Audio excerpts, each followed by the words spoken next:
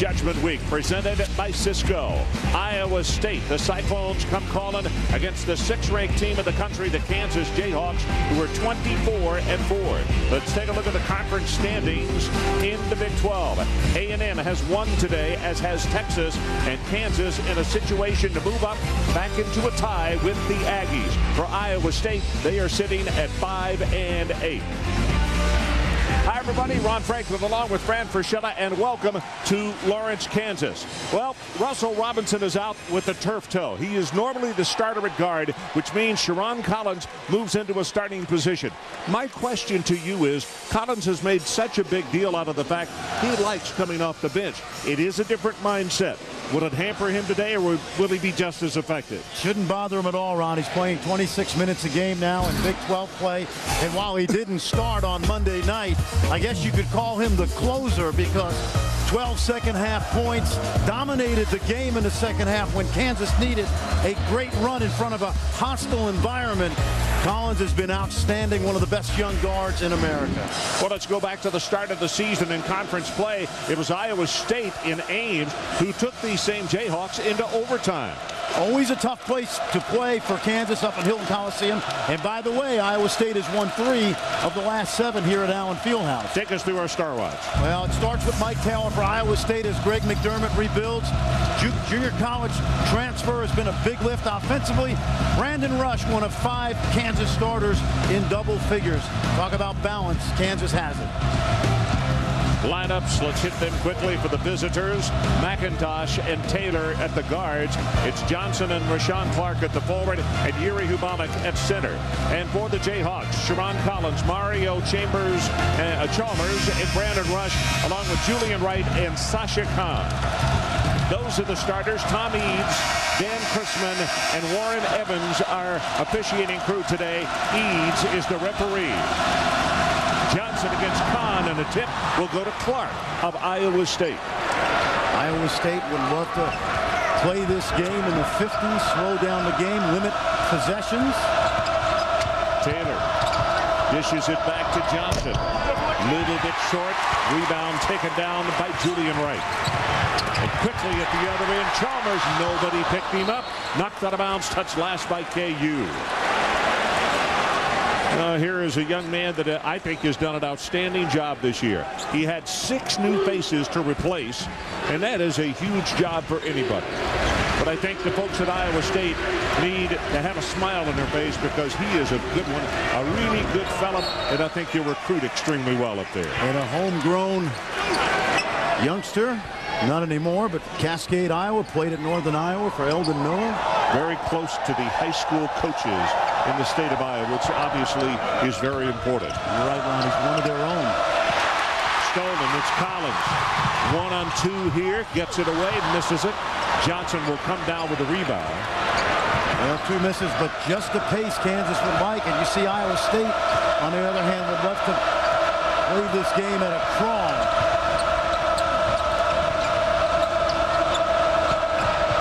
You see the double come over quickly with Wright helping on the weak side. Johnson, nice fake. Nothing was there. Wanted the bounce pass. Here's Hubalik. Shot clock is at 8. Inside, ball is blocked by Khan. It'll stay with Iowa State. 7 seconds on the shot clock. Coach Bill Self, the head man here at Kansas, 4th season. 77% his winning percentage.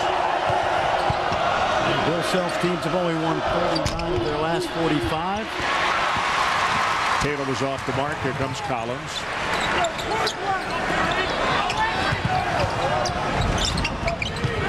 Inside to Khan. This is where they like to go for a quick start, and they do. Iowa State didn't double. Khan goes about 250. Hubalik not only not as physical, Ron, also has to stay out of foul trouble. What is that psychologically for this KU team? They do feel as though they're off to a better start when Sasha starts off hot. And once you establish an inside game, it opens up everything else. Hubalik with a mid-range jumper. And Khan did not see him, stepped backwards and tripped over him, but now was okay coming back down the floor. And Hubalik had to stop and is retying his shoe. And Ron, how about that conversation that we had with Greg McDermott when we were up in Ames about Ubalik, guy that shot a lot of jumpers early in the season. And they were mid-range, yeah. Mid-range and beyond. And Greg McDermott, an old low-post player himself, has turned Ubalik into an effective scorer inside. I like the way he said it, though.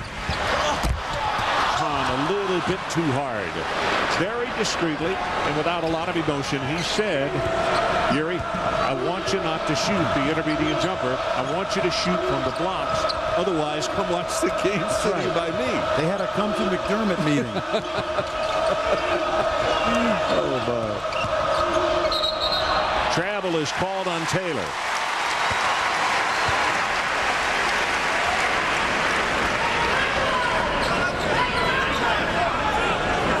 One of the frustrating things for Bill Self is they go into Sasha Khan the first time. He gets an easy basket, then he misses point blank. At times, very consistent.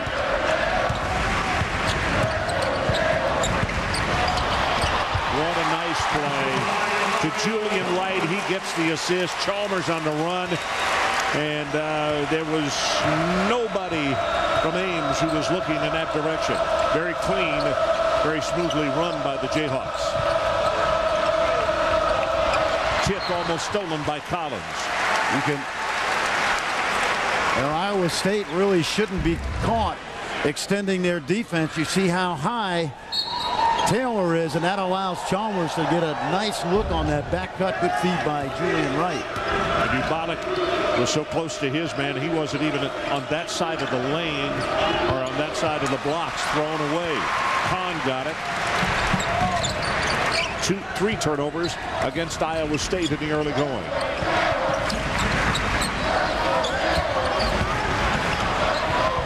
Kahn got it.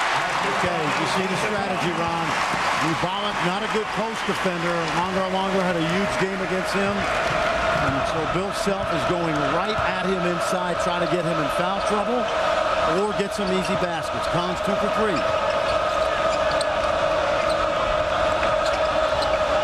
Ubalik, air ball. Chalmers grabs it down. Here comes KU on the run again.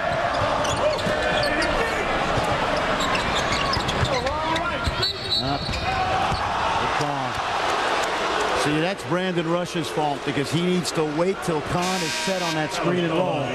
Just a little anxious, Ron. So he needs to wait until Kahn gets set. Rush comes too early. The illegal screen. Show the foul on Kahn, his first, and the team's first. That's exactly what they're discussing in that mini huddle.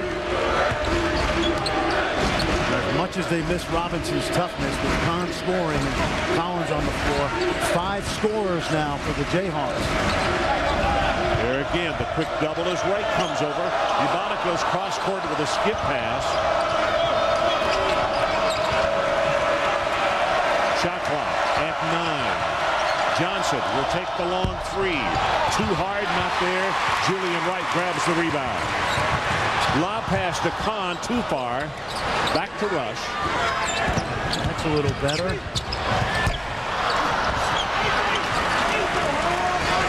And Ubalik comes away with the rebound. And quickly, Greg McDermott puts both palms down as if to say, we're not playing their game. Let's play our game and get it at our speed. You want to go 35. You don't want to go 65. That's it. And they have to be efficient going 35. That's difficult as well. Excellent half-court defensive team, Kansas is. Ubalik. Kahn got a piece of it on the floor. Here's Chalmers. Nice job this time by Iowa State back in transition. Wright tried to reverse it behind himself. Actually, I guess he would not have been a reversal from that side. Yeah, that's a tough. That would have been a really tough shot. A degree of difficulty shot. He needed to go up through Ubalik, who's not going to challenge him.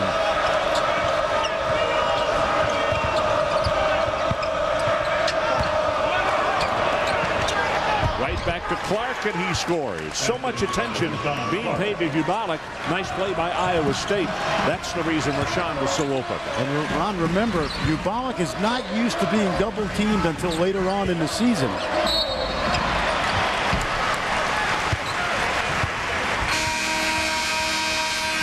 So Johnson picks up the foul, and our score is 6-4 Kansas. Let's go up to Dave Ripson. Dave.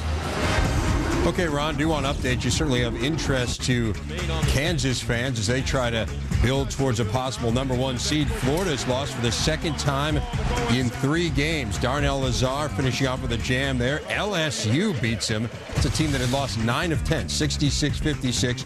Auburn is beating Bama. Huge blow for Bama if they lose that one. And Tennessee, good win at Arkansas. Back to Kansas next. ESPN's exclusive presentation of college basketball is presented by Cisco. Welcome to the Human Network. 6-4 Kansas leads, and we send out our condolences to the Iowa State basketball family. This week, Barry Stevens, 43 years of age, died of a heart attack. He was a forward for Iowa State between 82 and 85. He is the second all-time scorer.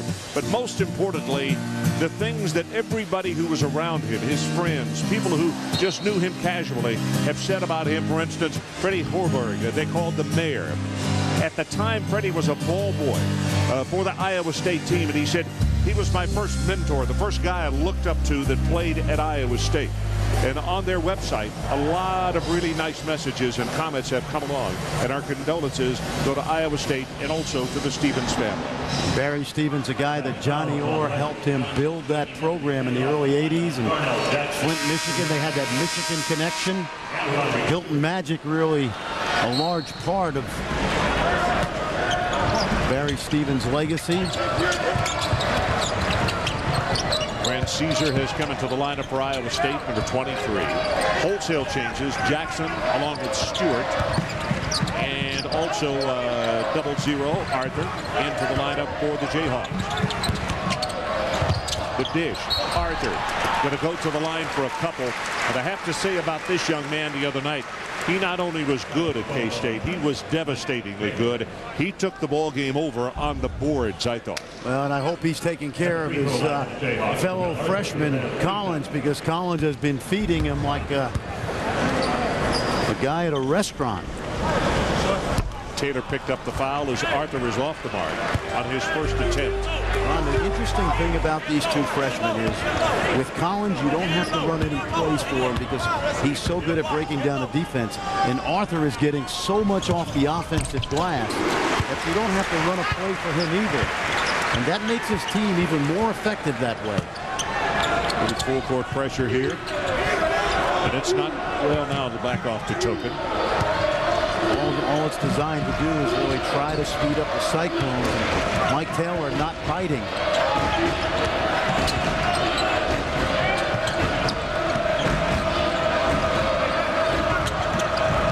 Johnson, three-pointer. Nope, he's way off the mark again. Two tough shots. Both have been contested.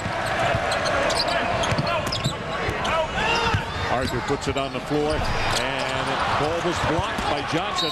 Arthur got it. He's fouled, and he'll go back to the line. Johnson, an outstanding rebounder, but you have to understand at 195, and Arthur goes 220 pounds. That's physically a mismatch. But you can see he got great leapability there, huh? Well, once again, you know, he gets the ball inside, but then he just goes after his own shot. Coming off a 12 rebound performance on Monday night. That foul was on Taylor. It's his second. Taylor's going to go to the bench, and McIntosh will check back into the lineup. Taylor, the main offensive threat for Greg McDermott. This is a team that's only had 2 20-point scorers all season long, Bubalik and Taylor.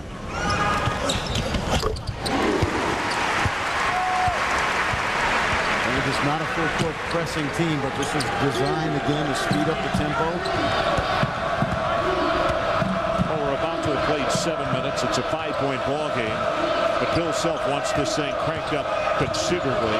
He'd like to see it in the 80s and thinks that it should be. Dunson for three. Not there. Went down, but little acting job. Can Chalmers hold on? No. He fell out of bounds. Fans thought he was pushed.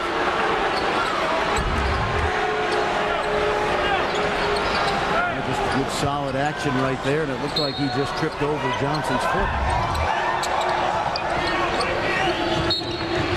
Caesar had it knocked away. Ron, when we talk about Kansas and why they're so good in the half court, they lead the Big 12 in block shots and rebound margin, second in field goal defense, and second in steals. They've got pressure on the perimeter, length, and shot blocking inside.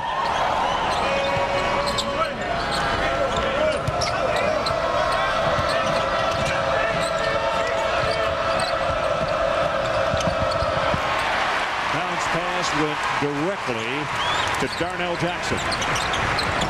Inside, Arthur got the shot off quickly. It looked like he lost the grip on the ball. Collins all the way to the hoop and score. You don't have to run any plays for this guy. Just give him a little open court space. He's almost impossible to stay in front of. Get a good look at Russell Robinson on the bench. Normally the starter for the Jayhawks. A junior out of New York Rice High School, but he has a turf toe. He might not only sit today, but maybe on Monday as well. Yabali for three, not there. Chalmers with the bounce pass. Thing had forward spin on it, didn't it? So we'll take a timeout. 11:53 left in this opening half, and our score, Kansas 11 and Iowa State 4. As Collins got the last two. We'll be right back.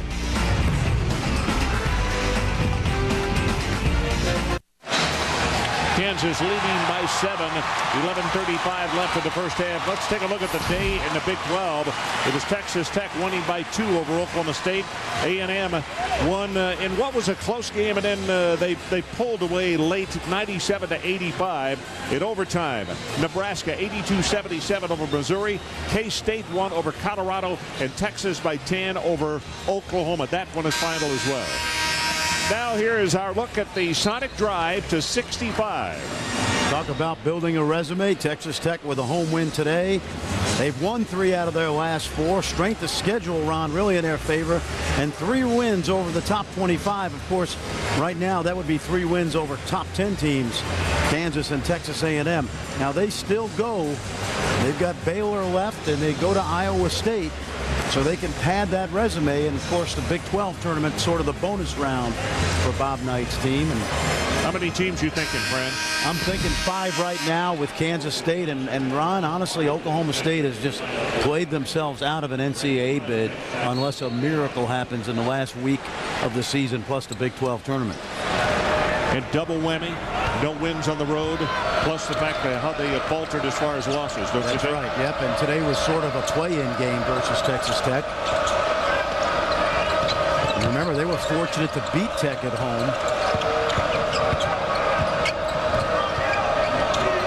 McIntosh blocked by Chalmers. The outlet pass, 2-on-1 break. KU, he faked it, scored it. And that foul will go against Dunson. You know what, Ron? That was an excellent play by Chalmers. You're going to say, why didn't he give it up? He waited to see if the defender would commit. Now, watch. I was really tickled for him that he didn't pass it early. The defender really never commits right here. So Chalmers goes ahead and takes it all the way, and he's able to get the basket and the foul. Oftentimes you see players overpass in a 2-on-1.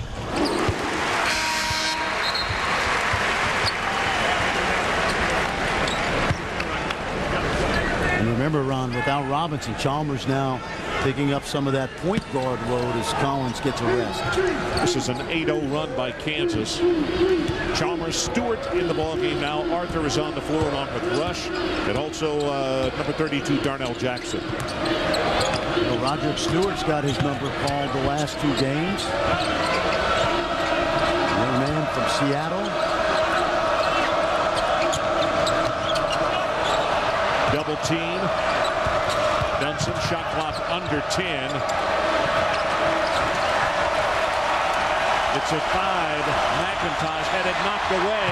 And right here in front of us, 1 second on the shot clock. And some kind of hustle by Chalmers. Wow.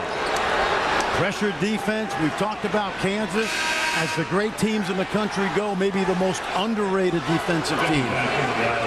They may have a bunch of McDonald's All-Americans, but they have the grit that their coach likes. You saw the quickness of Chalmers.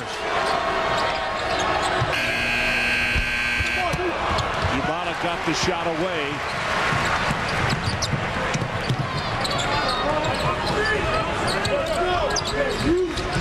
Jackson left all alone. They're going to give him that shot. Jackson, a guy off the bench, gets a rebound every 3 minutes. Offense is just a bonus for him. So it's a 30-second break. Iowa State only 4 points, and we have almost played 10 minutes. They're back 16-4 the score. And I couldn't help but watch Greg McDermott as he called the timeout. Frustrated, yes. Upset that his ball club's not able to do more than they've done. But the one thing that I really like about him, Bill Self, as you see him with a great demeanor. But there's Greg. I like his demeanor and the handling of this team. Would he get mad? Yes, he will.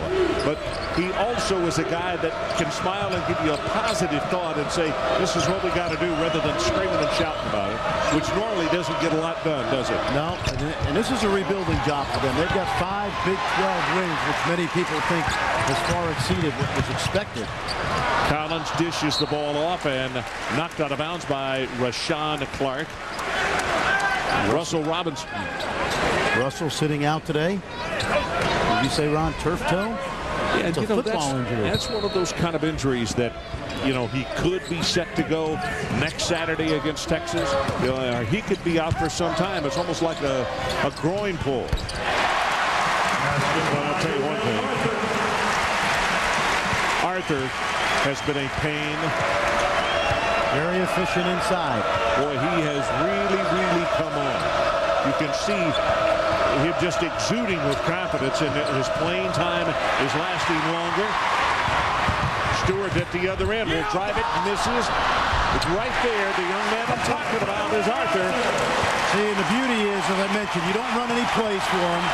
He's got 7, but they've come off energy baskets, just like Monday night at Kansas State. Really helps the ego of your team when a high school All-American comes in and you don't have to run plays for him. 14-0 run by Kansas. You see Taylor back with 2 fouls, Ron, because they have no other scoring. Basket is by Mike Taylor.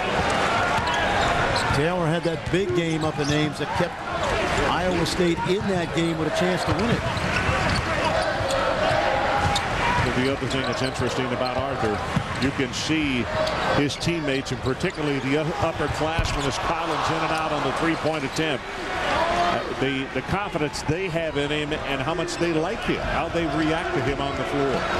They realize that the big youngster is really helping him out.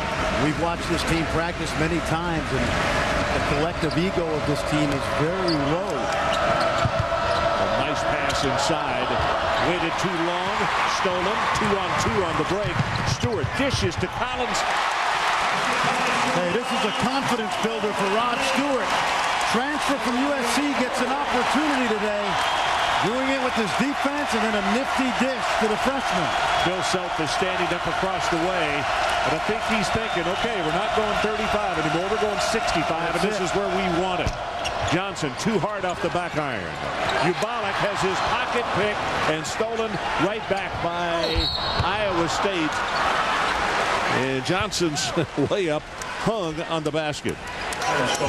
Well, tonight at 9 o'clock on ESPN, it's Saturday primetime, presented by DirecTV. The Indiana Hoosiers taking on Michigan State. Available in high definition on ESPN HD. All a part of Judgment Week, presented by Cisco. Michigan State coming off the win over #1 Wisconsin. Now, I know you know the answer because we talked about it today, but only one other time has Michigan State defeated #1. I'm going to tell you again. Yeah. Indiana State. That's right. 1979. National championship game. Some guy named Bird. Magic. Talk about a guy that can coach some basketball now.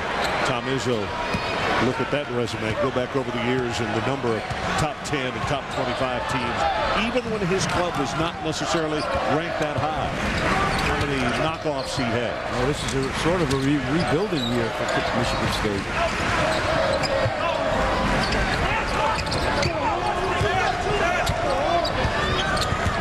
Collins. And Johnson fouled him. It's Corey Johnson.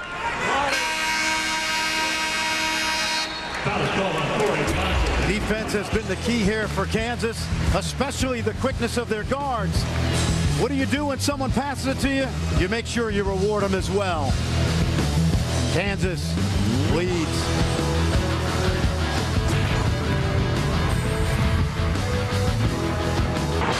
And we're back. Number 6, Kansas, 22-8 over Iowa State. And here are the top 5 in the Big 12 standings. A&M followed by Kansas. Kansas trying to be equal at 12-2 where they all go to bed tonight. Texas at 11-3, then K-State. And speaking of K-State, Texas Tech at 7-7. But let's go back and look at the resume of K-State.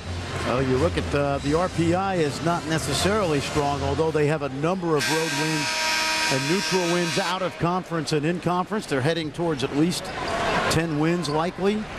So this will be interesting. This will be one of those teams. Now, I think they'll get in, Ron, but this will be one of those teams that cannot relax going into the last week of the season and then on into the Big 12 tournament.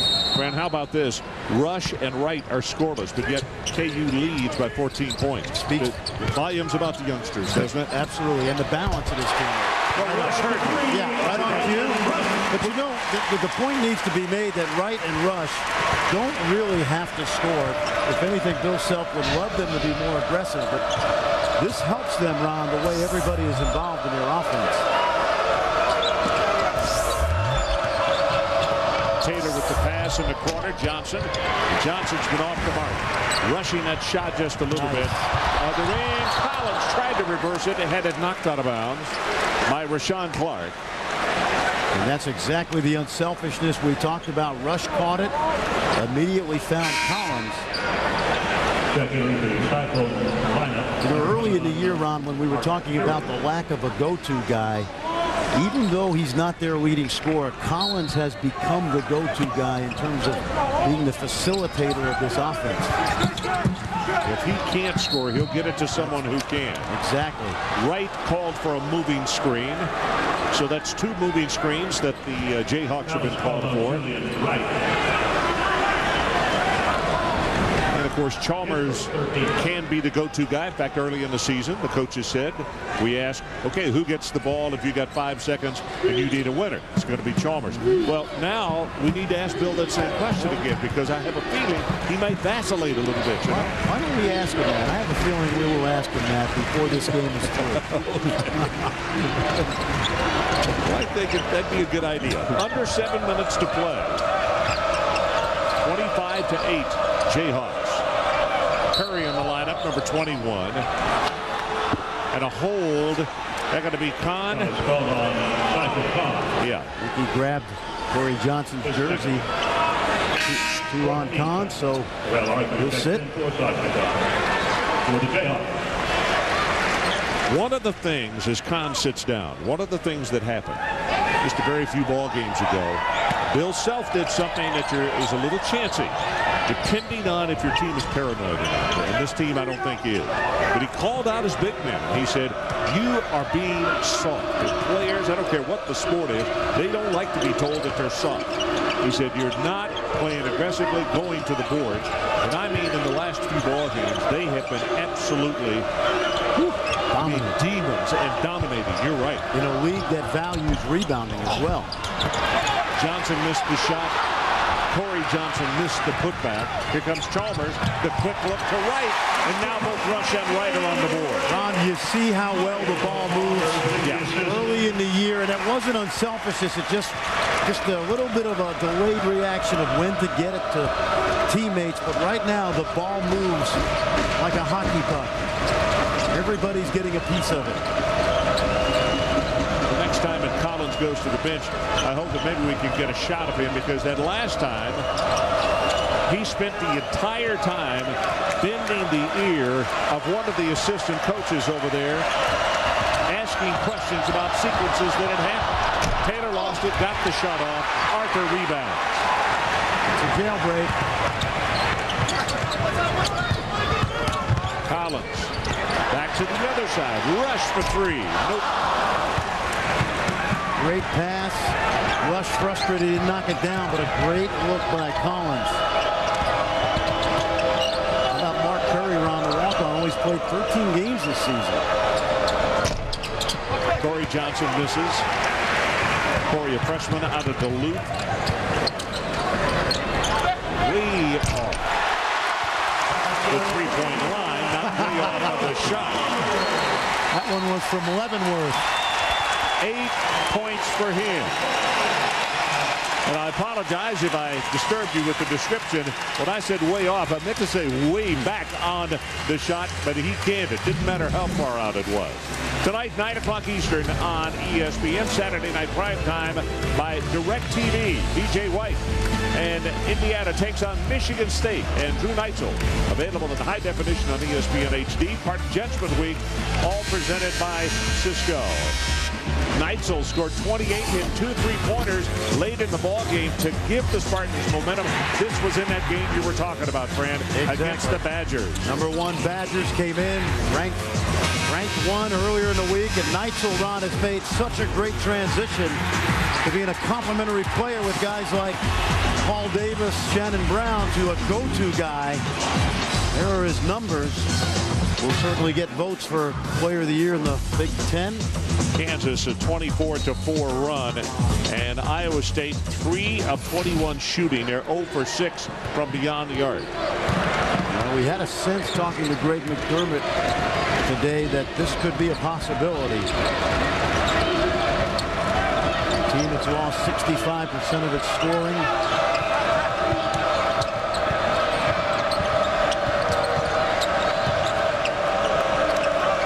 The double team. It not only double team, shot clock going down. It's at 7. Now it's 6. Taylor falling away, and he swishes it. We've seen him make some tough shots, Taylor. Arthur falling away, not there. Right, tipped it back up to himself, scores, and he'll go to the free throw line. Sometimes your best offense is a missed shot. Kansas, an excellent rebounding team. This is a good example right here. You see Julian Wright goes right to the glass, gets up twice before anybody gets up once. Chance at 3.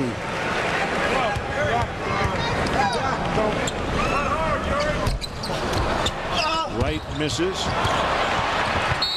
Ubalik knocked the ball right back to KU, and Arthur was fouled. How about the way Darrell Arthur has started to grow up, Ron, in Big 12 play, particularly recently. Shooting 1-1. Women's basketball tomorrow, 4 o'clock Eastern on ESPN. It is #4 North Carolina taking on #1 Duke. Tar Heels are trying to end the Blue Devils' perfect 13-0 conference run. It is available in high definition.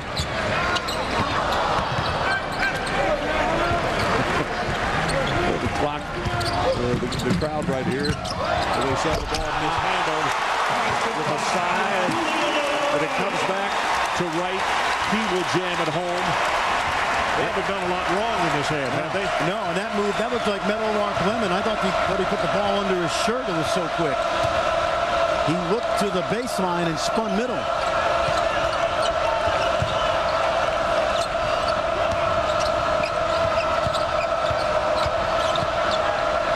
Stewart may have gotten a piece of that one.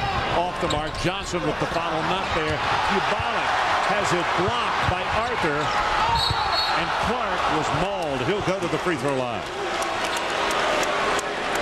So let's take a timeout, and as we go to the break, one more look at that dunk that Fran was talking about.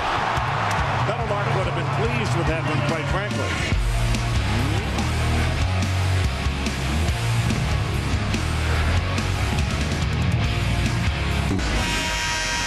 All righty, our situation 34-11. with 3:16 showing on the clock. And this not only has been all Kansas, they have demonstrated in so many ways at both ends of the floor how very, very good they are getting and how the identity of this team has changed.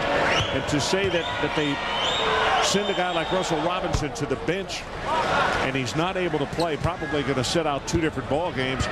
They not only haven't missed a lick, they have been just as effective at both ends of the floor. Don't you agree? Absolutely. And we've seen no ill effects from the freshman Collins starting. If anything, he has been an igniter in this first half. We look at the rebound margin, 14.7 in the last 7 games tonight. It is +10. Another moving screen. That is usually the fault of the man with the ball. See, Arthur gets called for the screen, but he's got to run out, Ron, from the low post. And Collins needs to wait until his big man is set.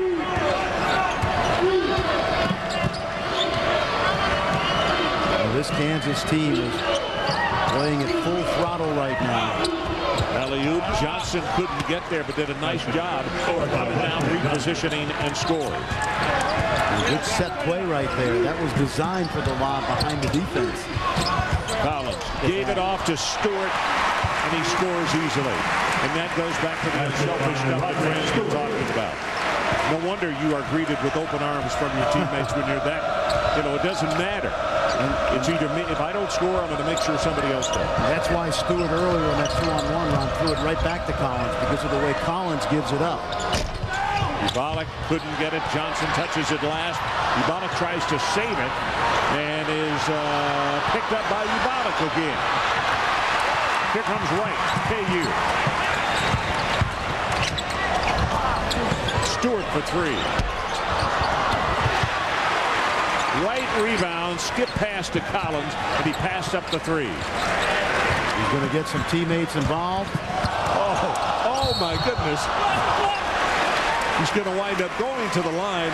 We may have to go back and get Laundry off the court, though. Well, the hardest thing to guard in basketball right now is dribble penetration, Ron.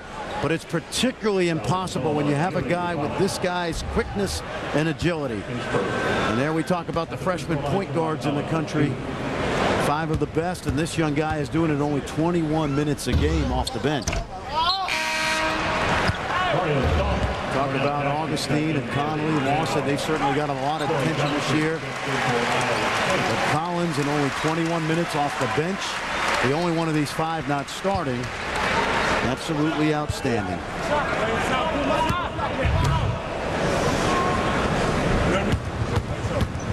I don't know, you've all heard the story. If you haven't, Collins came in and Bill Self and the staff said, we want you to lose a considerable amount of weight. As Chalmers misses the 3. Arthur couldn't hold on.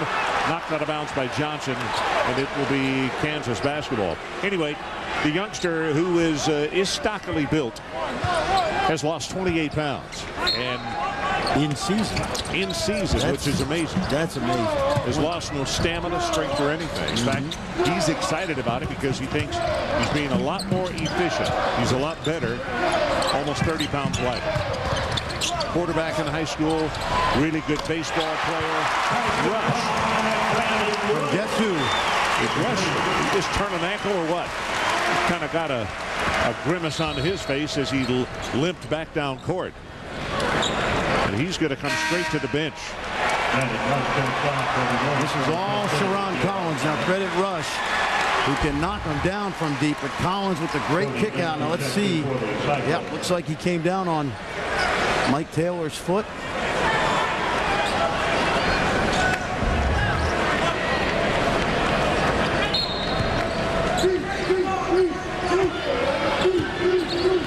So we'll keep an eye on that situation.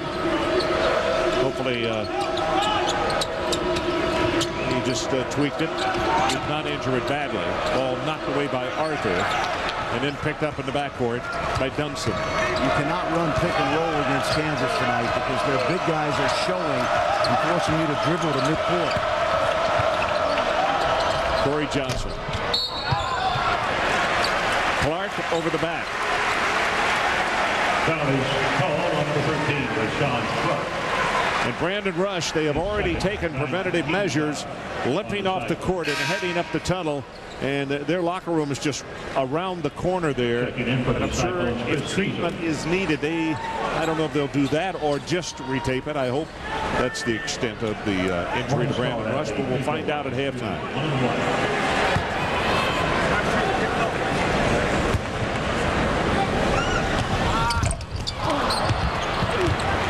McIntosh comes away with it.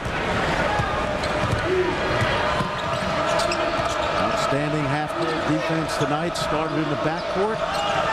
Pressure by Collins. Caesar threw it.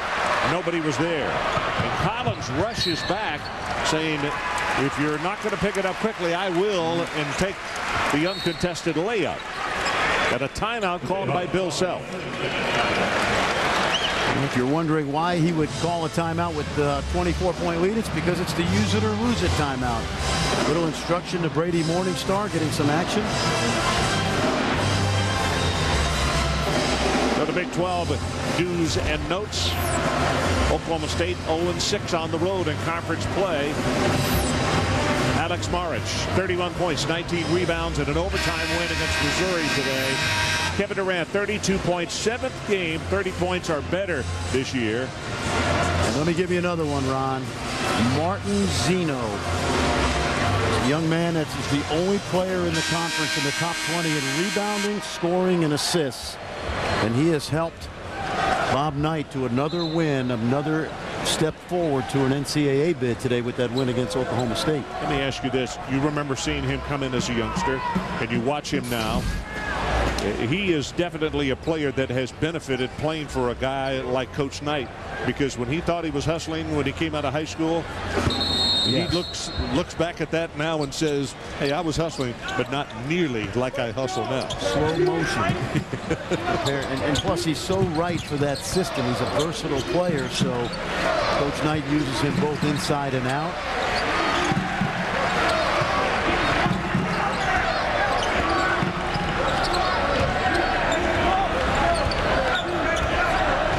Get into the lane. Clock is now under 7. Collins does get in the lane. The tip. Right. Beg your pardon, Arthur. Arthur got it at the buzzer. It'll count. And Arthur heads to the locker room with 9 individual points as Kansas with a huge 41-15 lead. We're at halftime. It is 41-15 Kansas. Now let's send it to Dave Repson with the UPS halftime report. Dave? Thanks, Ron. So a fitting ending to a thoroughly dominant first half. 41-15 Kansas on top. And this is a game that might be of interest to KU fans. Glenn Davis sitting out for LSU as they took on number 3 Florida, a team many people have penciled in for a number 1 seed, but Damian Mason not listening to any of that. The rebound jam, 26-13 LSU. They dominated this game, guys. Good thing it was in pencil. Penciled in, good thing it was in pencil, not in pen.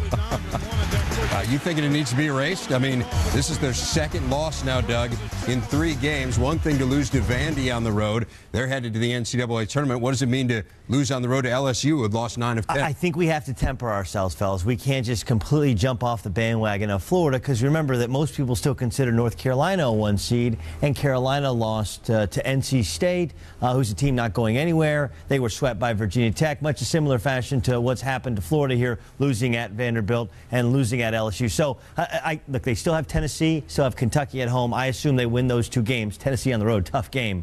I think they still get a 1 seed. 35 points in 35 minutes they had today. That's scary. And Big Baby didn't play. So you got to have some concern. Doesn't look like a 1 seed. Well, we know they're into the tournament. We can't say that about Oklahoma State, as the Cowboys have yet to win a road game. No team has ever been selected as an NCAA tournament at large without winning at least 1 true road game. Now, they had an opportunity to get that first road win in Lubbock against Texas Tech. Bob Knight and the Red Raiders. Late second half, Oklahoma State down 3. Mario Bogan, the nice feed from Terrell Harris, falling out of bounds, and Bogan lays it in. It's a 1-point game. John Plefka, though, answering for Texas Tech, up 3. Now, they were up 2, closing seconds, and what's Oklahoma State? How many points were they up?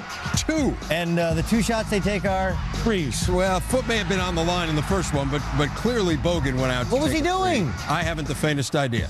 You played there. I thought maybe somehow you don't ask me. Listen, I think Oklahoma State, I mean, this team's falling apart.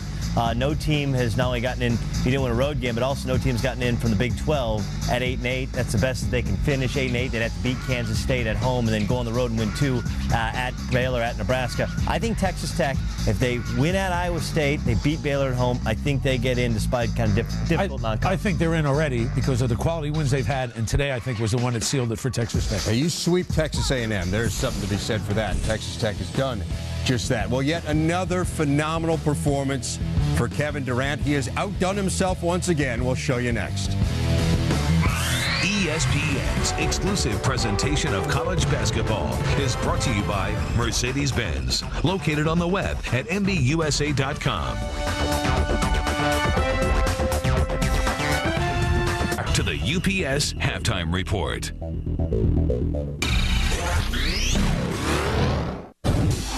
It looked like Kansas State, up by 2 with 3 seconds left, was a winner when Colorado's pass was intercepted.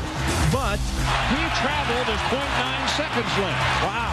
And the Buffs had another chance. Got right open, way outside. He got it. That's a winner. How about that? Just days away from championship week, Kansas getting primed up. They have just been obliterating people. 41-15. They're on top of Iowa State at the half. UPS Halftime Report rolls on. Let's check out Texas and Oklahoma. Chris Paul on hand to watch this one, and watching a guy who's going to be playing with him in the not-too-distant future. Kevin Durant, the 3 out of the corner, tied a career high with 5 threes. He was just brilliant. Chris Paul and Kevin Durant, the same team, making people in New Orleans salivate. He is just brilliant. 32 points for Kevin Durant in this one. 10 rebounds to go along with him as Texas beats OU 68-58. Other Big 12 action, A&M got a good game from Baylor, but won. K-State wins at Colorado, and Nebraska in overtime over Nebraska. How about, consider this, how about maybe AC Law for Player of the Year nationally? Consider what A&M's done. First South team to beat Kansas at Kansas. First time Texas A&M had ever beaten Oklahoma State at Oklahoma State. Long losing streak to Oklahoma. All these first, and he's the reason why. And he averages more points in the last 4 minutes than his opponents do. Wow. That is a phenomenal stat. It's my favorite stat of the day. Pitt and Georgetown. Happy to help. Did you ever think that you would hear the stat of the day from TV? No. Well, he's just he's really do the highlights, hard. please. You're not a stat guy, though. Got the abacus. This is the battle for first place in the Big East. Aaron Gray did play, wasn't supposed to. Made a contribution for Pittsburgh despite the injury, but Georgetown just too tough. They win it 61-53. Let's cut the jibber jabber. Get back to work here. Marquette and Notre Dame. The Irish are perfect 17-0 at home. Charlie Weiss looking on. This is senior season. Ball loose. Pause for Doug's snide remark, which doesn't come. Matthews throws it down. Think Notre Dame again? This is Mike Bray showing Charlie Weiss how to beat a ranked team. I was waiting. Okay. Irish were down 13 early. A little controversy here.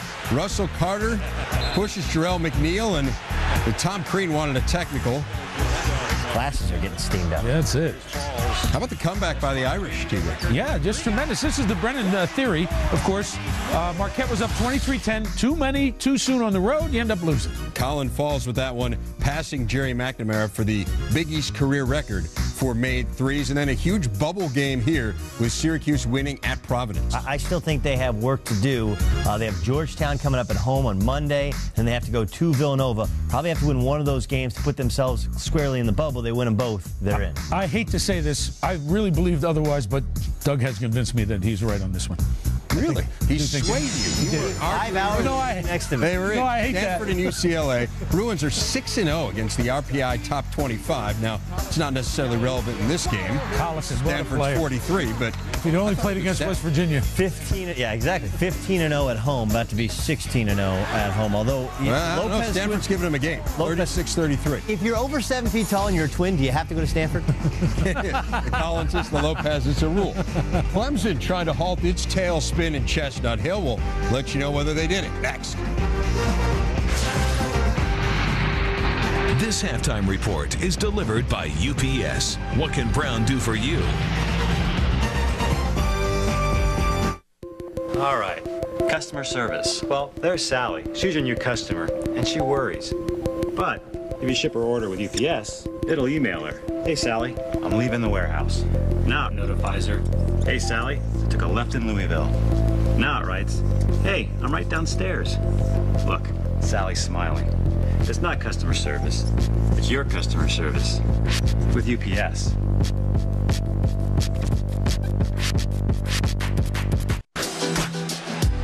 So we are back, Kansas 41 and Iowa State 15. And of all the things that we have talked about in the first half and also at halftime, and I'll introduce this to you to open the second half. The way that Kansas is becoming so dominating, I know they got a couple of toughies left, but are they in a position, should they be considered for a #1 seed? We've had a lot of other teams that it's, they're going to be there. Yes, Yeah. they certainly, how about Kansas? They will be considered, Ron, because you've got a week left in the basketball season. You also have conference tournament play. So anybody who discounts them right now, particularly with Wisconsin losing this week, Florida losing, Wisconsin a chance to lose tomorrow in Columbus, absolutely, because it's just too early. The tournament committee is following this closely, but the key, Ron, is this team is playing like a #1 seed right now. Supposedly the games that you play coming down the wire are very big as far as the committee is concerned. And if that is the case, then KU certainly is going to be helped if they continue this rate up. Clark stole the ball, then it hit his foot, went out of bounds. Good hustle play by him, but KU will have the basketball again with 22 seconds on the shot clock. And KU had 8 different players score in the first half. You saw the balance. Rebounds 28-15. This guy makes a world of difference. Bounce pass inside to Kahn. Possession arrow says it will go to Iowa State. On the tie-up, Iowa Notice, State. as we show you the rebound margin, which has been sensational, and the turnover margin, but you notice they go to Kahn early to establish some confidence in the big guy. You mentioned it earlier, Ron, you don't have to run many plays with Collins out there. He's a instant offense by himself. Taylor. Nope. Now that's going to be basket interference. That's where Johnson's wonderful anticipation and leaping ability got him in trouble. Well, Taylor just tries to get it on the rim, and you see Johnson is in the cylinder, and you can't fault the young man. That's a timing play and what I call an error of commission. You don't mind that as a coach.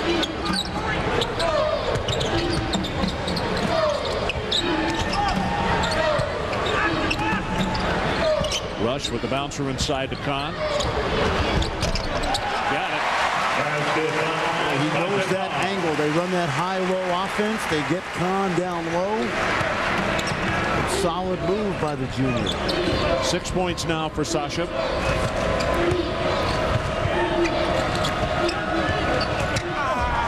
No, that's a nice pass, and Yuri Ubalek went straight up with the ball as it was coming, actually. And Rush should have helped, and he didn't.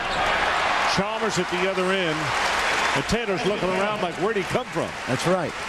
That's a good set play. They go inside. Look how patient he is. He looks middle, spins back. That's what Bill Self wants from the big guy. That'll just add another weapon to the arsenal. He's telling Kahn, keep shooting. Taylor with 3 fouls, Ron, so he's got to be careful. But basically, Greg McDermott is going to go with him because he's really their only pure offensive player, particularly from the perimeter. Ron, as much as Kansas does not want to run this score up, they still must stay aggressive. Well, they're going to have to, because the biggest hill for them to climb is, I have to think that they lost some momentum at halftime anyway, and it's a tough thing to get their back again. As a whistle in the backcourt, and Kahn stepped over the line. You know, Taylor actually not a true point, but he played with Stefan Hanna. That's right, Stefan Hanna at Missouri. Yep, that's exactly right. He's more of a scoring guard. In fact, he's got a lot of leeway for a coach that traditionally has been a very set play-oriented guy. Bought it quickly, the double from right, and a reach in is going to be called against Collins. Foul is called on Sharon Collins. First foul on Collins. Kansas last 5 games, 85.4. Scoring margin 27.2. Look at the field goals, 54%. It's so impressive and underrated. We said it in the first half, that they are an excellent half-court defensive team.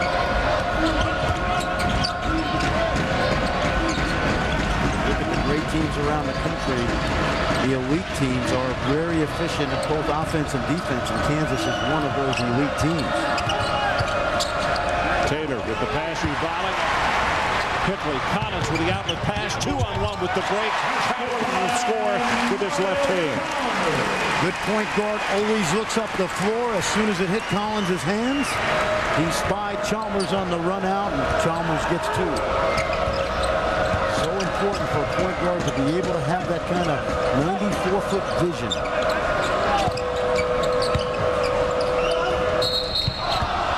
Kahn with the foul. 3 fouls on Sasha, excuse me. Well, the dilemma right there was he vertical? Kahn feels he was straight up, and that Ubalik initiated that contact.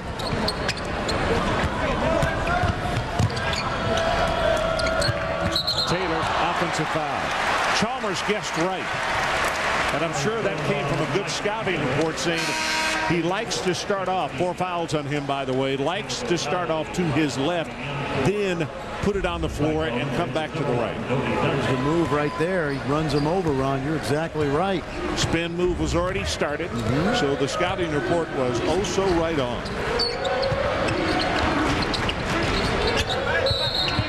And McIntosh at the other end. You cannot stay in front of him. They ran a set play, but really they cleared the side, and Taylor has 4. Puts more pressure now on the Cyclones to score.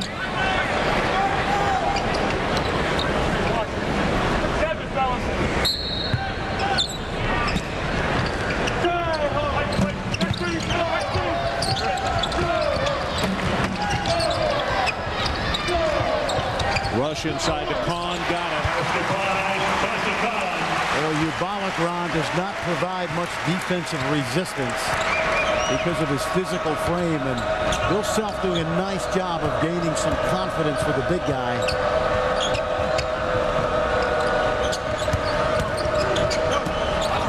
Tried to pass it away, and Chalmers knocked it back into play. It'll be KU basketball because it touched Iowa State last. Let me ask you this. Some teams, they chart, Ron, deflections. How many deflections do you think Kansas has tonight? Wow. The other night against K-State, the same situation. Even when you don't steal it, a deflected pass really disrupts a team's offense. Right. Left hand.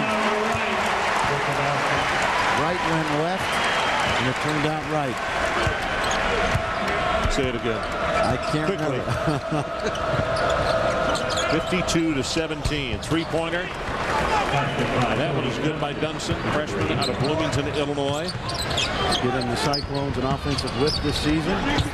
Rush. Newton. On the floor and taken away by Johnson.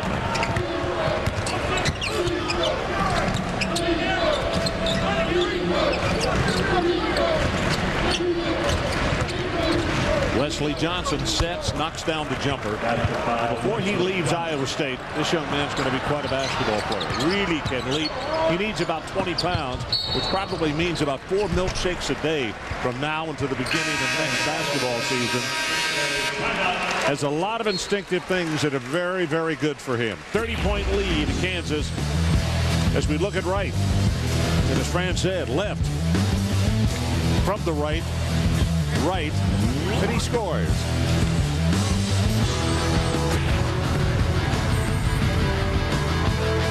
KU 52-22, and you got something special here for us. Well, balance might be the key for Kansas. We talked about the formula for Florida's national championship a year ago. Interestingly, Ron, you see the numbers very similar, 5 in double figures. And the interesting thing about both of these teams is, who do you select as the most valuable player? You look at Florida, you've got at least 4 guys you can count on. Of course, Kansas, we've watched them play so many times. It's a different guy every night. Balance could be the key for Kansas. The only difference there is Noah can get you a couple of sets every once in a while. Yep.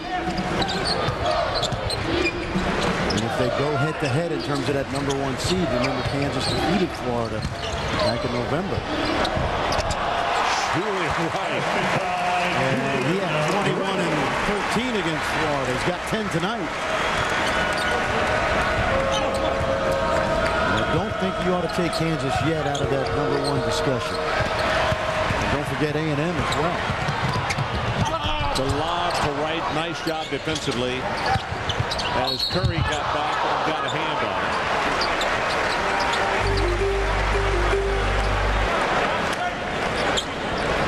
Julian Wright very slithery along the baseline. You see the spin move here, then the up and under. And he uses that rim, as we've mentioned so many times this year, to protect his shot. Artfully done. Gubalik picked up the foul, his second. Ross Marsden, a sophomore out of Ames, Iowa, checks in, 6'10", 225. Julian Wright, a dozen. Number of NBA scouts here tonight want to see him make that mid-range jumper. He's already said, Ron, he is coming back for his junior year. And he will get his degree in 3 years or maybe a little bit more. Wesley Johnson off the mark. I like the fact that Kansas continues to attack. It's good job by Collins to gather that one in. Going to take the three. Going to make the three. He waited for Marsden to back off just so he knew he had the space. He looked to pass first. When the alley wasn't there, he calmly knocked it down. 59-22 KU. If there ever was a week to leave it all on the floor. Well, Wiener, that's a three. What a pull! What a pull! Yes! It's gonna count! And it's over! It's this one. The tremendous defensive play. Hustle! How badly do they want it? The wait is over. They are going to the NCAA tournament. Championship Week, presented by Dick's Sporting Goods, March 1st through the 11th on ESPN, ESPN2, and ESPNU. 59-22. Let's go back to February 10th this year. Julian Wright set a career high with 33 points.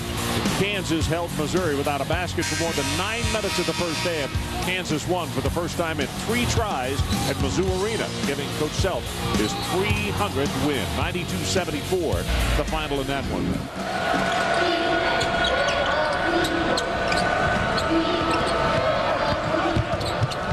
McIntosh. And Arthur called for the foul. Second one on him. Leading scorers for KU. There you see the top 5 scorers, everybody contributing. At the free throw line. That kind of team, different stars, different nights. I just think, Ron, going back to early in the season and early in conference play, that what Sherron Collins does for everybody on this team is he gets people easy baskets, easy opportunities to score. I'm not saying that Russell Robinson has become Wally Pipp by any stretch. The guy that Lou Gehrig replaced, because he is their toughness. And plus the fact he's such an extremely popular and important man to this team. I definitely think he's part of the good chemistry that they have come up with. Arthur knocks it down. KU, what a way to start a half. 90%, 9 of their first 10 shots. Right I like is that they stayed aggressive. Now you don't want to, can't worry about running the score up this early in the second half. Chalmers, he'll run, spin move in the middle, and he missed it. Well, can you believe it? They'd only missed one prior to that. Chalmers misses a layup, and then Arthur's right there to put it back. And that is a double-double, second in a row for the freshman. That's credit for the rebound and the 2. 13 points for him. Marsden lost it.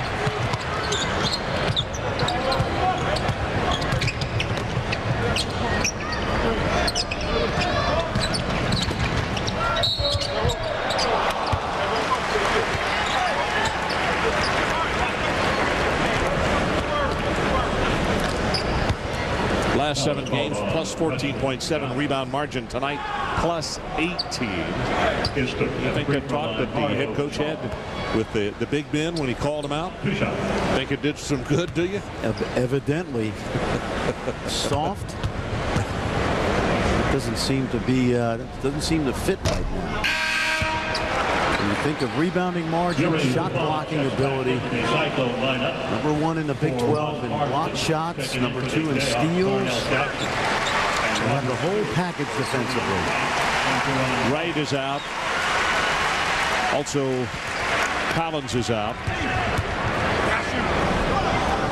Really big hand from the crowd. Have to wonder how much more you'll see them actually. Get a chance to see Brady Morningstar some more.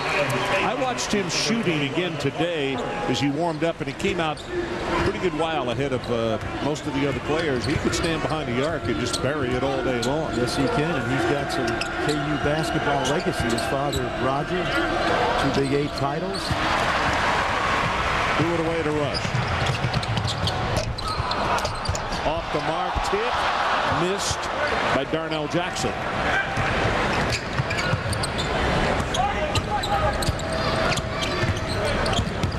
Good help. Just blew up that pick and roll. Arthur with the rebound. And this is Stewart pushing this time. Stewart very fast with the basketball, you know. Well, he gave him great energy in the first half. Alley-oop, Arthur missed it.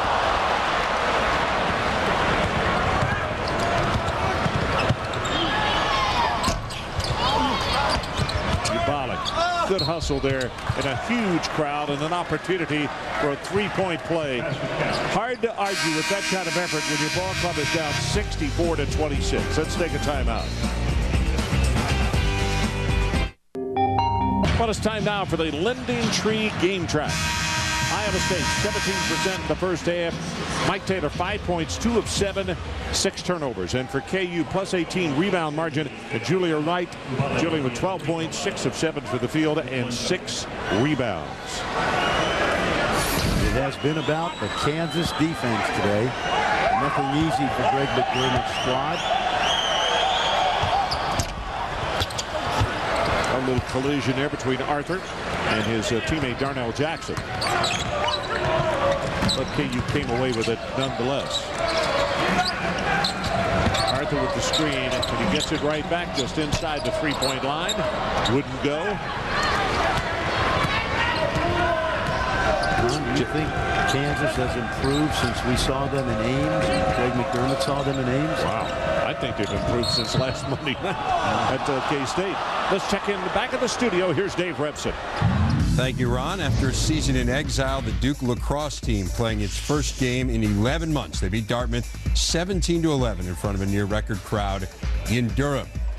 And number 3, Florida in college hoops, falling for the second time in 3 games, lose at LSU, a team that had dropped 9 of 10 coming in. Highlights Sports Center 11 Eastern, ESPN News, anytime. Okay, Dave, our situation about to go under 10 minutes to play in our ball game. KU 64-26. Sending a message to not just the rest of the conference, had already done that, but sending a message to the rest of the nation. May have been wanted out the last couple of years, but we're thinking that maybe We're going to bring an extra knapsack this time around at the big dance. 3-pointer by Chalmers, 17 for him now. And I think that's why a lot of Jayhawk fans and college basketball fans are reluctant to really anoint Kansas right now. I agree with you because of the one and outs the last 2 years. Yeah, embarrassingly so. Yes. 3-pointer. And while it's a very young team, it's a much more seasoned team than a year ago. 2 X factors as well, Arthur and Collins. It was Dunson who got the 3. Gray is in the ballgame. Jensen's the only kid who will lead this Iowa State team. Everybody else will be back, plus 5 new faces. One young man who's redshirting this year, and 4 new ones coming in being recruited to Iowa State for next season. And by all accounts, a very solid top 15 or so, top 20 recruiting year for Greg McDermott as he builds this program. Remember, Ron, with a much more talented team a year ago, they were 16-14, only 6 wins in the Big 12. So far, 14-13 this year. So brighter days are ahead for Cyclone fans. Seen that when we've been in Ames. Well, he knew that they were outmanned coming into this one today. And there was a short conversation about how many times either he or some of his staff members had even been here. And collectively, you could count about maybe 1 or 2 on one hand for all of them. But when you come in here and you see a KU team play the way this one has today, it certainly is a learning experience. This has to help your curve somehow. Al McGuire used to say the best thing about freshmen is they become sophomores, and I guess that's true for coaches too. His first time through Allen Fieldhouse has not been productive. Taylor all the way to the hoop, reversed it, couldn't get it. Ubarak hustles for the rebound. You're right the way Ubarak has transformed himself, Ron, from a guy that shied away from contact to a guy, as you mentioned earlier, giving his heart and soul right now in a tough situation. Yeah, really, and at the beginning of the year, we said a little bit tongue-in-cheek early, but Greg had said to him, please stop shooting the mid-range, you know, shoot it off the blocks, otherwise come over here and sit and watch the game with me, because that's where you're going to do this ball club the most good. And he has improved himself, no question about that. Yes, he has. In Big 12 play, he's been very effective in the paint. In fact, the last 4 games averaging 16.5 and 7 rebounds. Lob pass comes out to Ubarak. That's a very hard pass. Taylor couldn't hold on. Chalmers got it. And he will just like lightning go to the hoop, and he'll go to the free throw line for a couple. The women's basketball tomorrow, 4 o'clock Eastern on ESPN. It will be number 4 North Carolina taking on number 1 Duke. Tar Heels trying to end the Blue Devils' perfect 13-0 conference run. The game is available in high definition on ESPN HD, and that also is a part of Judgment Week presented by Cisco. I think one of the big questions in women's college basketball right now is the player of the year, Lindsey Harding, the best player on the best team, or is it Candace Parker, who most people consider simply the best player in the country? It's like Florida and Kansas. You've got a team in Florida and Kansas, Carolina as well, where who is your best player? It changes from night to night. Morningstar goes to the bench, as does Stewart.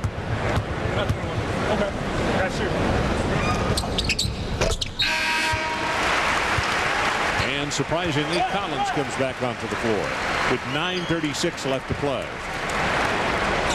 Well, Bill Self will get it to about 5 minutes or so, and then you'll see guys that don't get a lot of action. Jeremy Case, Matt Kleinman, some of the walk-ons. Corey Johnson rattles a 3 home. Corey Johnson.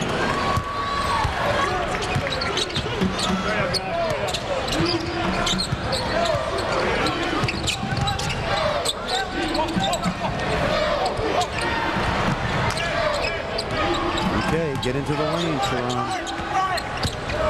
Oh, he did, and he had it stolen by Dunson. Dunson scores at the other end.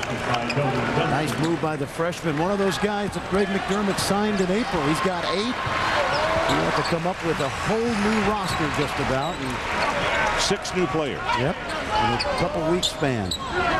We kidded him when we went up there to watch their practice the day before the KU game about. I said, you know, are you guys still wearing name tags? And he said, it's not a bad idea because we don't know each other yet. Dunson, one of those guys we talked about, freshman from Bloomington, Illinois. Good defender, good scorer, too. That time he goes right by Rush. Nice little hesitation move there and then just blew by. A year ago, he's playing high school basketball in Illinois. Now he's in Allen Fieldhouse. Rashawn Clark checking back into the lineup. Yeah, you have to wonder about the phone calls back to his former teammates, those guys that are still in that team, and telling them, and I bet he does, about playing in Allen Fieldhouse for the first time. The guy that helped Iowa State win at Missouri, 19 points, 16 in the second half. As you mentioned, Ron, most of this team will be back. Nice give and go. Corey Johnson fouled. He'll go to the line. Let's take a look at the all Big 12 franchise. Controversy, Ron, because I went with 6 guys this time. You know, Mario Bogan, now he's got to be careful. He's heading south on us. This guy's going up. Durant, obviously, a great day today. Rush is really... How about Law? He had 31 today. And, you know, Doug Gottlieb said something that's very true. We see A.C. Law so much, but you really have to consider him. He's a first-team All-American. You have to consider him at least for Player of the Year in the Big 12, at least. Possibly get some votes for National Player of the Year. Well, and the other thing that I think you have to salute that young man with, good basketball player coming out of high school, yes. AC was not that heavily recruited. People don't understand that. That's and he right. has, he and Billy Gillespie at first, I'm not saying they locked horns, it was not that necessarily, but they didn't agree.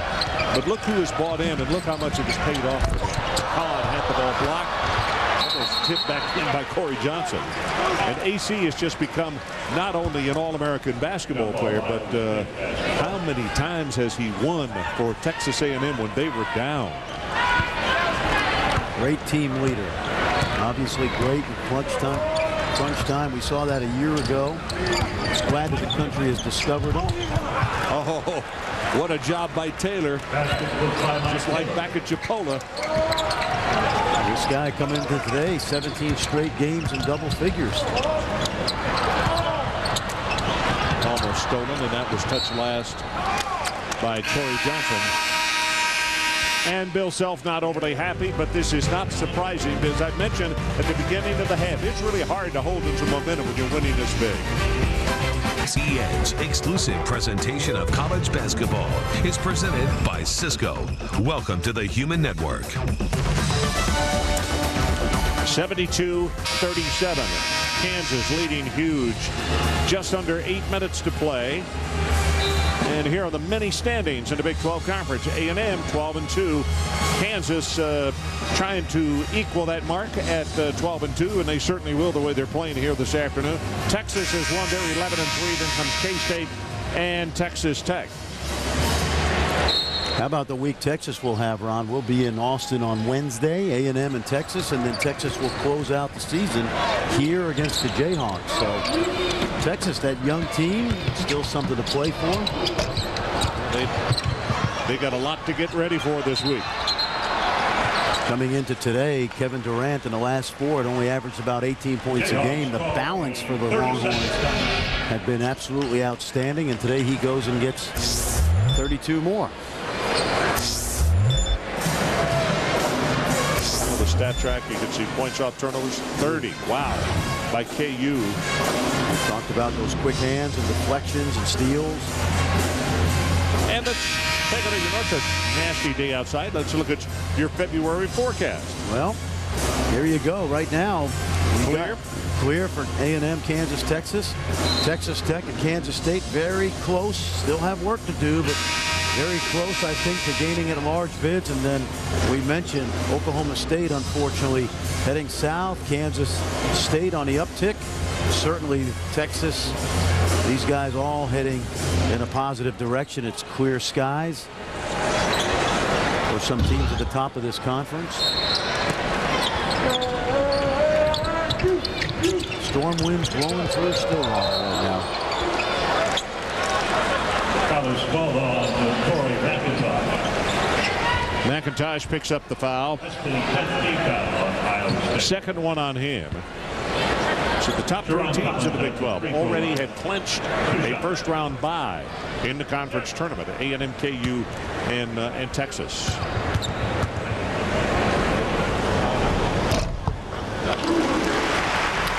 As we're taking a look at the resumes, take a look at Oklahoma State. Well, this is going to take a miracle round. 0-6 on the road. Obviously, they have some neutral site wins. They were off to such a great start. Strength of schedule was very good early. Some key wins over Pittsburgh and Syracuse. Missouri State have faltered lately. Little zone here by Kansas.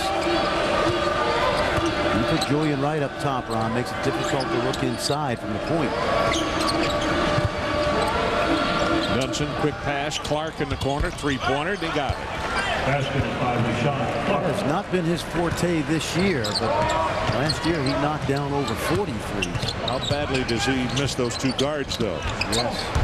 All he had to do was come down and spot up as hard work inside, and it pays off for Darnell Jackson. Oklahoma City native. Midwest City, same school that produced Sheldon Williams. Just a blue-collar guy. Excellent rebounder.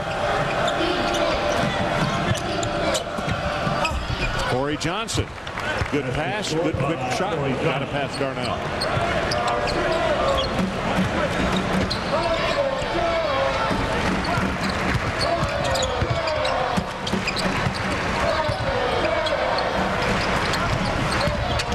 Sasha Khan with the left hand. You have to be impressed with the way he has continued to evolve as a low post scorer. He's in double figures with 10. Nifty move with the weak hand. Still very new round basketball, and you think he's only been playing 5 years. That's right. Boy, strong to the hoop, and just a little too hard. McIntosh missed it. Under 6 minutes left. 78-42, KU.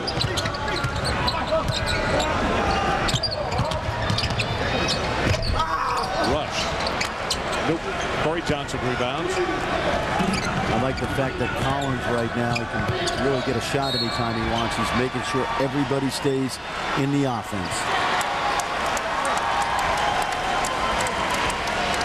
Now the leading scorers, you see Rush with 6 tonight, 12 Wright, 18 Chalmers, Arthur with 13, 9 for Sherron Collins, and now wholesale substitution in the student section with a standing ovation for those regulars, and like Darnell Jackson, who was a substitute. Collins is going to stay on the floor. Stewart will come back. Morningstar is out. Wright will stay. Who else we got there? Kleinman. Yeah, Kleinman is right there. Former walk-on from Overland Park. It's an opportunity. Big redhead. We've seen him for 3 years at practice, working hard. Collins with the spin move. Nope. McIntosh.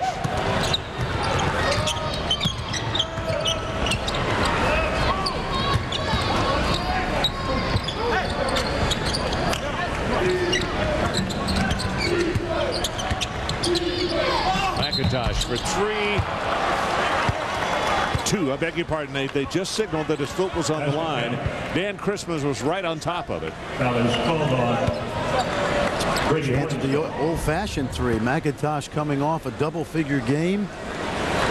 13 points. There's the foot on the line. 13 against Colorado in their win at home. College player, the California JUCO Player of the Year a year ago. One of those guys Greg McDaniel picked up in April. Well, an opportunity. Didn't get it done, but Johnson has it blocked by Wright. It'll go the other way. KU ball. Johnson with the long wingspan, not used to having someone with the condor length wingspan of Julian Wright. I think he was surprised by that block shot. Jessen back into the lineup, and we also see Caesar for the second time this afternoon. right. Good fake move back into the lane. Shot was off a bit. Under 5. 78-44.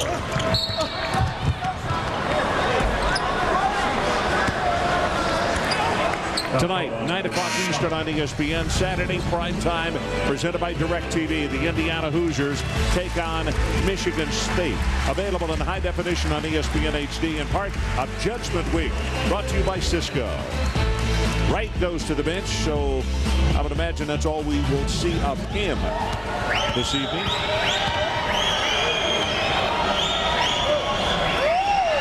Arthur back into the lineup. We had that promo just now. How about your all Big Ten franchise? I've switched over to the Big Ten right now. Alaska from Iowa, great year. Carl Landry, a monster inside player. Of course, Orlando Tucker and Greg Oden, along with Neitzel, 3 candidates for Big Ten Player of the Year. Jump stop action. McIntosh with an opportunity for a tough one, but he'll go to the line and he'll shoot 2. Take a look at these teams, Ron. Drew Neitzel having to score more for Tom Izzo this year, doing an outstanding job. Of course, Orlando Tucker, I think, is still in contention for National Player of the Year, along with Kevin Durant, some others.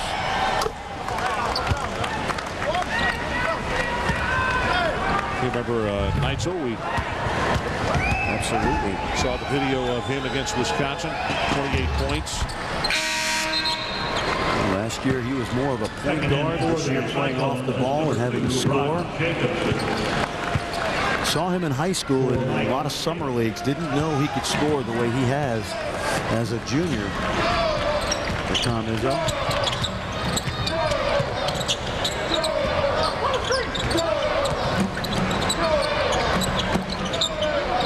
Morningstar looks up at the clock. Plenty of time.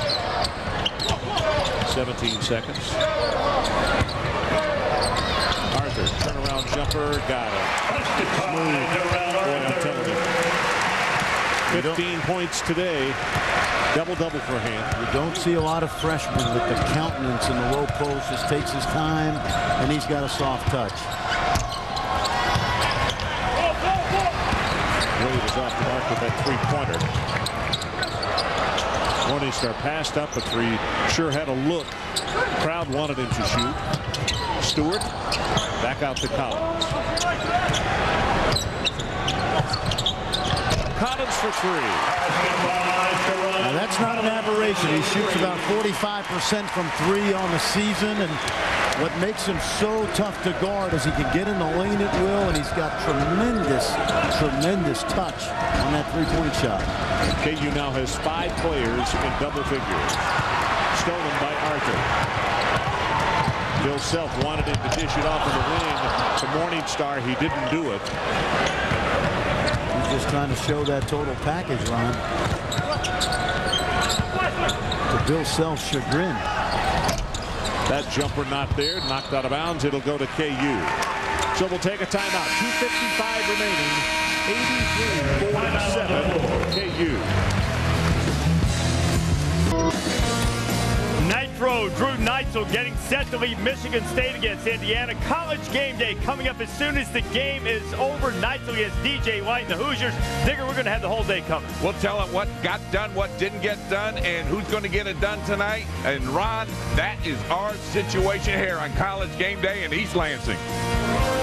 Alrighty, our situation, we have only 2 minutes and 48 seconds to burn off the clock, and our verdict has been in for some time. All precincts reporting 83-47 KU.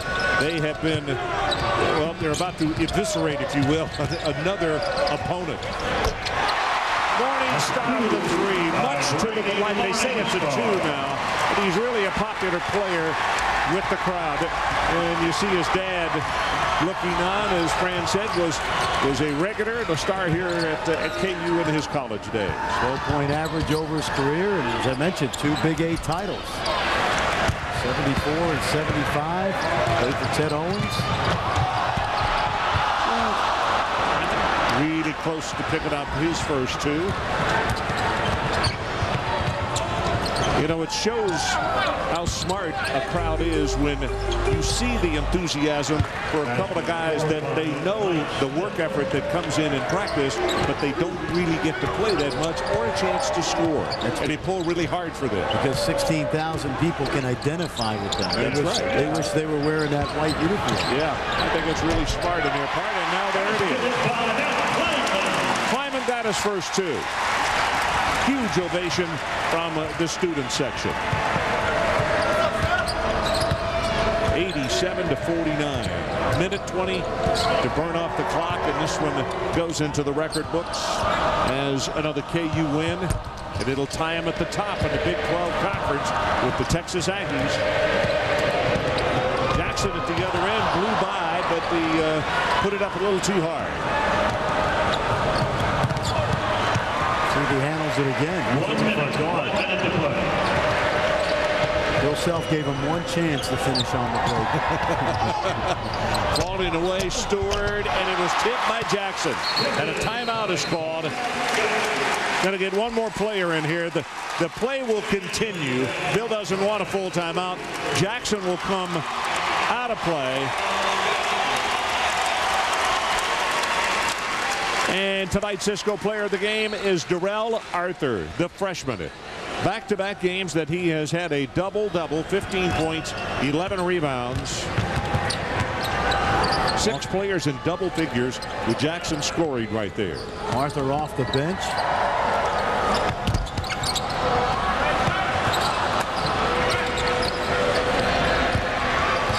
Well, Witherspoon, the crowd wants him to shoot.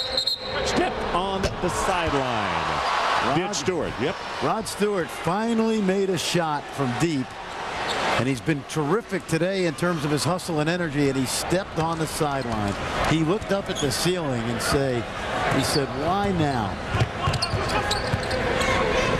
He got some of Russell Robinson's minutes today, Ron. He provided some good energy. Yeah, he did. Jacobson for 3. Well, he's only taken one shot this year inside of 3. That's 37 of 38.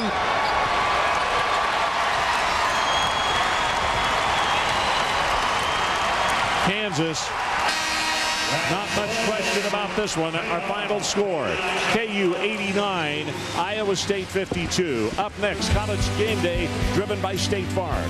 Be sure to watch our post-game extra on ESPN News. This has been a presentation of ESPN, the worldwide leader in sports. For Fran Purcell and our entire crew, I'm Ron Franklin saying so long. And now let's send it to Reese Davis. Reese?